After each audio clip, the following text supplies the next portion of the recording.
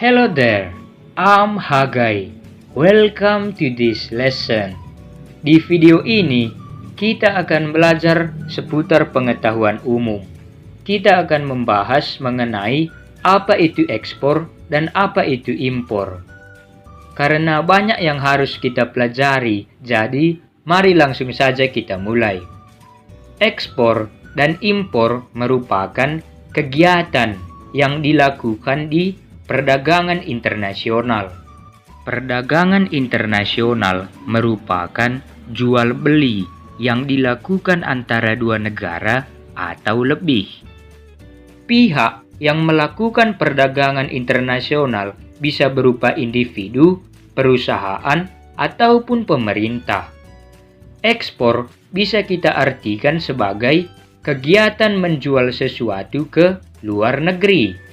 Orang atau pihak yang menjual sesuatu ke luar negeri, alias orang atau pihak yang melakukan ekspor disebut sebagai eksportir.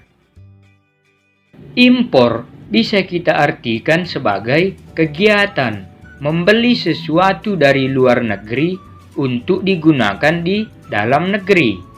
Orang atau pihak yang membeli sesuatu dari luar negeri, alias orang atau pihak yang melakukan impor disebut importir. Contoh, Johnny, orang Indonesia, menjual kelapa sawit ke negara Amerika Serikat.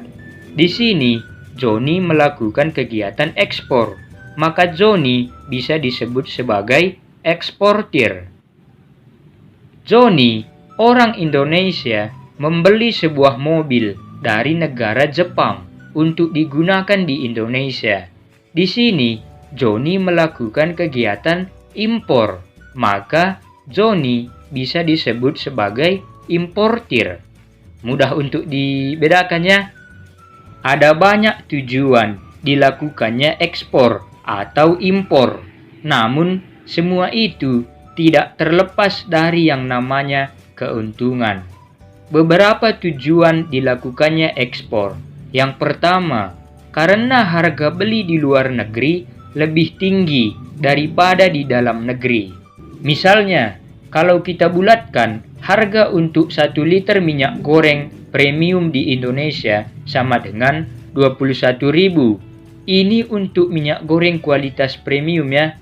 Sedangkan kalau kita bulatkan harga untuk 1 liter minyak goreng di Singapura sama dengan 32.500. Maka perusahaan yang memproduksi minyak goreng akan mendapat keuntungan yang lebih besar jika minyak goreng diekspor ke Singapura daripada dijual di dalam negeri.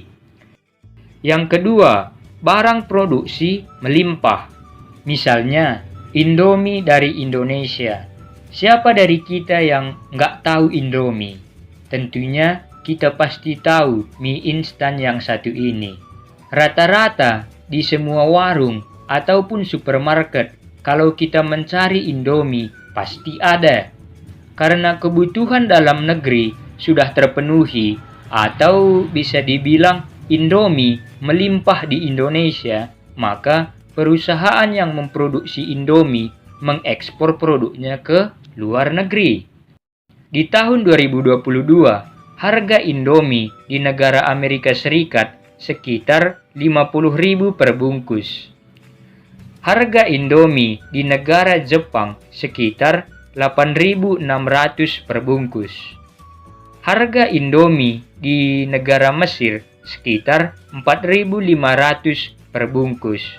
Kalau di tempat kalian, harga 1 bungkus Indomie berapa? Yang ketiga, memperluas pasar untuk produk Indonesia.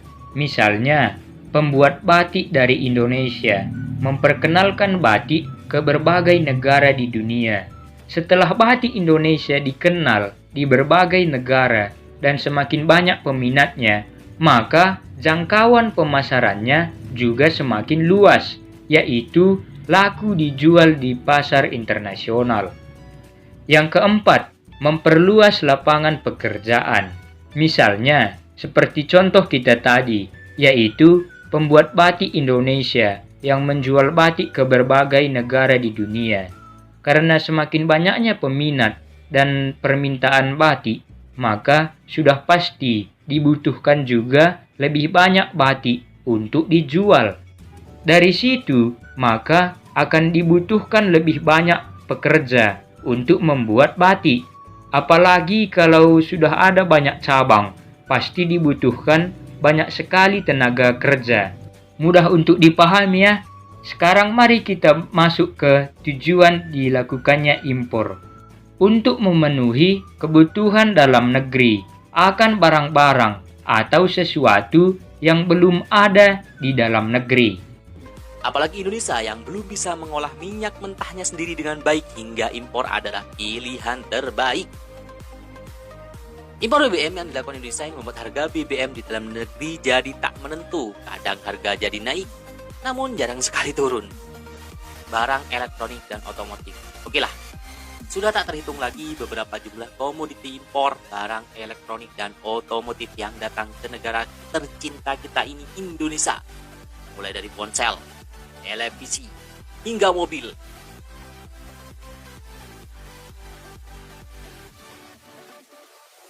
Dan motor pun harus mengambil dari luar negeri, terutama Jepang dan Tiongkok. Impor juga sangat penting. Coba kita bayangkan bagaimana jika Indonesia tidak mengimpor komputer atau smartphone yang sedang kita gunakan untuk menonton video ini. Gak hanya untuk lingkup negara, impor juga sangat berperan bagi produsen yang memproduksi sebuah produk yang berkualitas. Jadi, seperti itulah peranan ekspor dan impor bagi suatu negara. Oke, cukup sekian dulu pembahasan kita di video ini ya. Dan pastikan kalian tidak ketinggalan video-video pembelajaran berikutnya. See you!